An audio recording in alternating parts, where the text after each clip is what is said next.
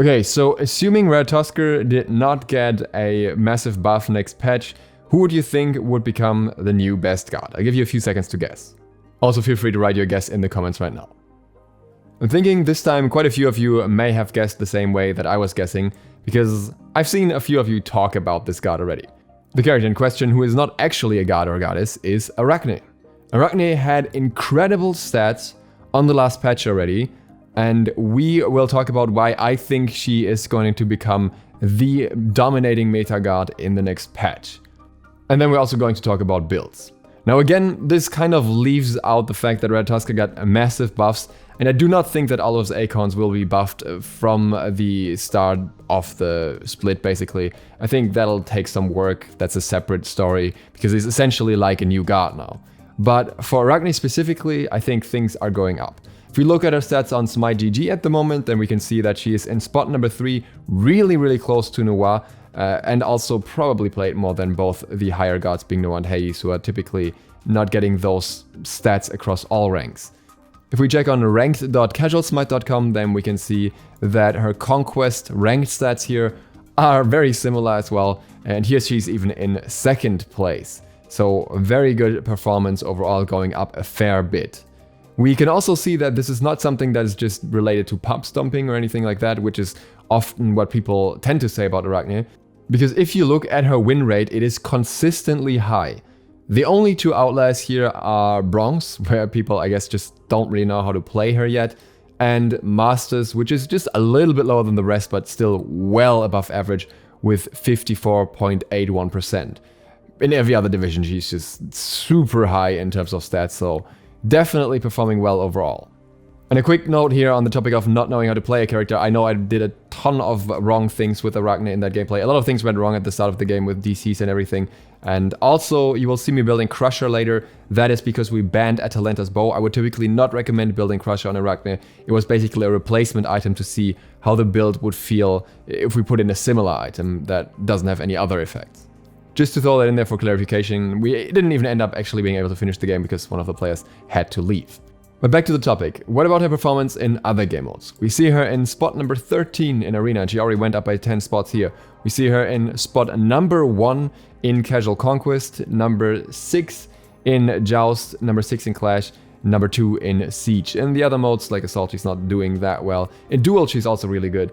In Joust, ranked not so much.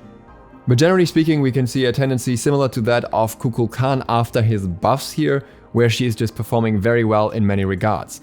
Why she was never bad in ranked, a lot of this climb is down to the fact that Golden Blade got buffed significantly, which especially helps Arachne of all characters. But why do I think that this would shift further next patch? Well, for that we have to look into various item changes that were made. Because if there's one god that benefits from all the changes that were made on the physical side, it's Arachne. So the first item that we have is Serrated Edge, a new item that comes with 30 power, 20% pen, 10% lifesteal, as well as 10% movement speed. And the passive here is that you get 10% additional lifesteal and 40 additional basic attack damage when all of your abilities except your ultimate are on cooldown.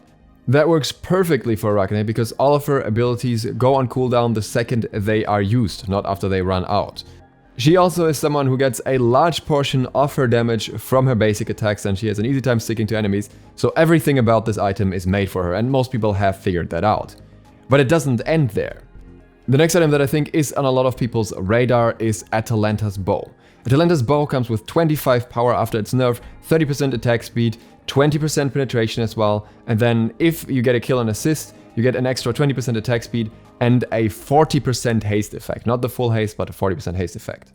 Now, Arachne does not belong to the gods that ever relied on haste and katana. She has more than enough ways to stick to enemies without that, so it's just a nice bonus for her, so she isn't reliant on the haste effect. But Atalanta's Bow overall is still a very solid item for her, giving her a lot of DPS potential as well as an easy access to percentage pen, so it's most certainly still a very valuable choice for her.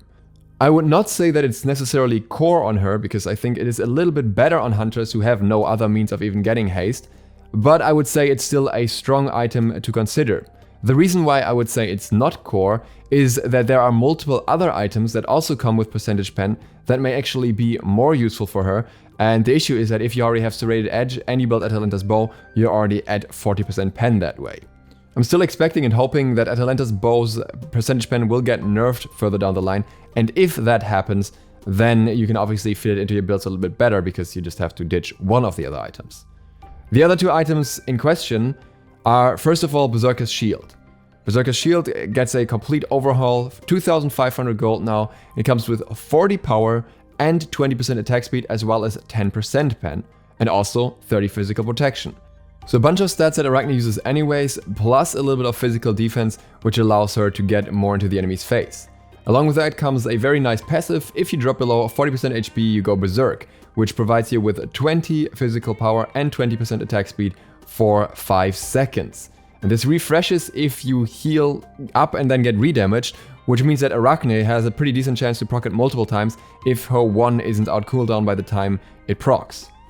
And then there is the last item, which is in my opinion the most overlooked one so far because I haven't really heard people talk about it, and it is absolutely fantastic for Arachne. And that is Silverbranch Bow. So Silverbranch Bow's new stats are 2,200 gold cost, 30 physical power, 35% attack speed, 10% penetration, and the passive now directly converts attack speed into power. In other words, 1% attack speed will be 1 power. And this is absolutely incredible for Arachne. And let me explain why. Arachne is a character that benefits from having a certain amount of attack speed items. Especially Concise is an item that she can utilize very well due to the fact that she uses a lot of basic attacks, she has this specific attack chain, and Kins therefore deals a lot of damage throughout damaging an enemy, more than with most other characters. The problem is that you are kind of put in an awkward spot by Arachne's own ability. Her second ability at maximum rank increases your attack speed by 70%. That in itself is good, but if you build other attack speed items to complement Concise, then you run into a situation where you can easily start wasting stats. Arachne's base stats alone give her 1.4 attack speed. If you add Concise to that, you're at 1.6. If you go over 1.8 attack speed, so only 20% more, then the moment you use her 2, the moment you use her stim, you will lose effective stats. That's not necessarily bad if it's just a little bit, but it means that if you, for example, get to 2.1 attack speed and you use her stim, then you're wasting 30% attack speed the moment you use your 2 for those 3 hits, and that's just very unfortunate. That's just a stat loss that doesn't have to happen.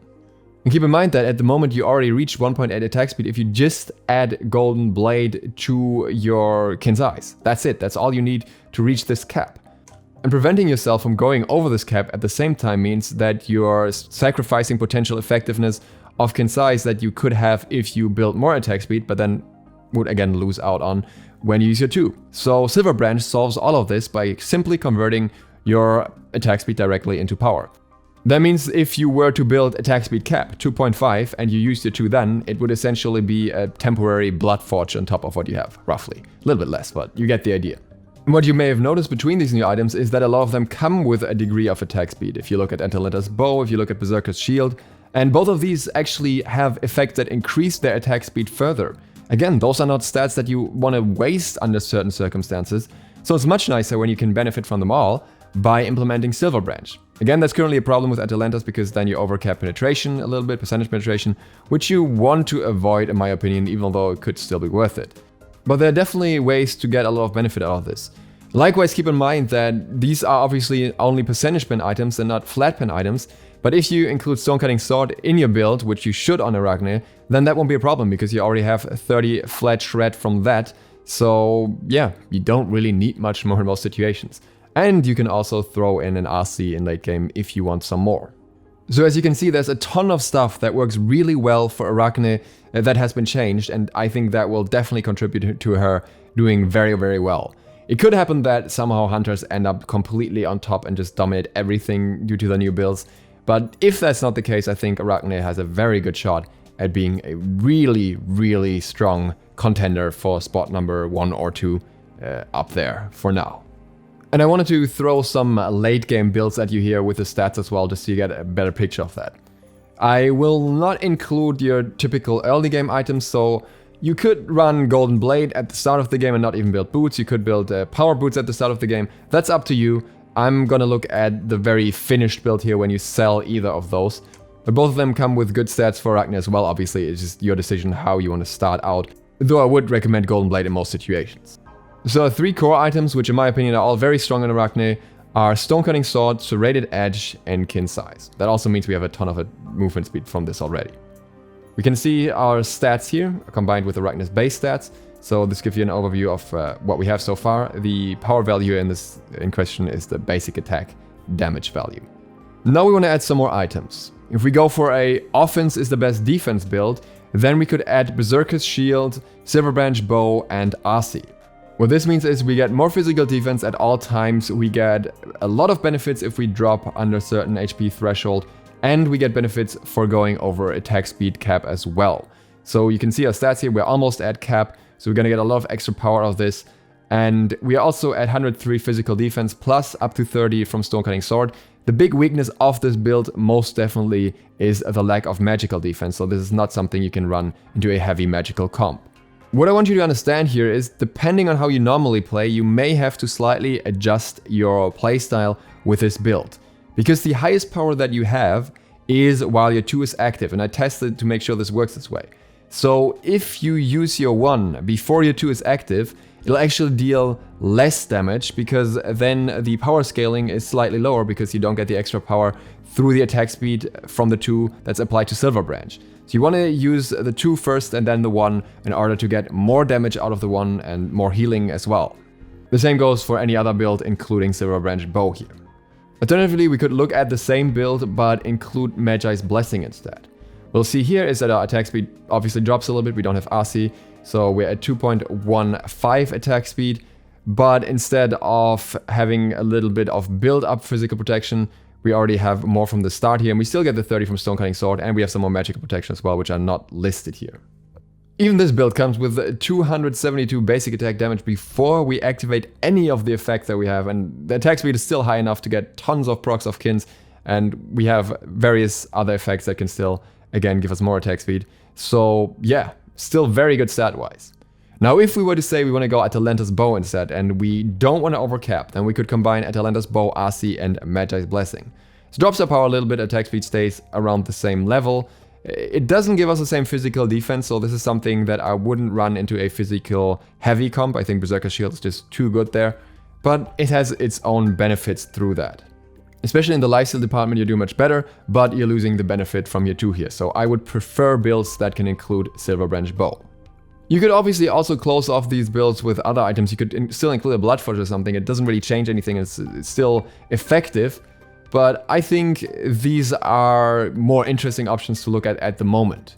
Another very interesting option to look at if you're building Berserker's Shield and you have Stone Cutting Sword, but you might want some more defense, but you don't want to fully invest into Magi's Blessing, is Shogun's Kusari. Typically not an item you would build on Assassins, but in combination with Silverbranch Bow, it can actually work. You still get the benefit from the extra attack speed. You can look at it as power attack speed depending on what level of attack speed you're on. But that way you get a decent amount of magical defense as well. And that is the only thing that this build otherwise lacks, while obviously having a little less CC immunity because you don't have Magi's Bubble. So it depends on the exact game, but I think it's something that's worth considering that is not often looked at as an aggressive item. Of course, you could also do something like Ancilla Runic Shield, but I think that Shogun's Kusari will especially be interesting in the upcoming meta because I think many teams will have multiple basic attacking characters, so you can help your team a lot with this. There is also the option of going Kaival, but honestly, at the moment, I just prefer RC. If you compare the stats directly, even with the passive, I would say RC normally has the upper hand, but you could get even more damage of your abilities that way by stealing even more power. Overall, a lot of interesting stuff here, a lot of things to work with. I hope this gave you a good overview. I hope this was interesting and insightful. If you're new to the channel, feel free to the sub button and maybe the bell so you get notified of other upcoming stuff for the SMITE Mid-Season Patch. And other than that, see you for the next one soon. SLOTH out.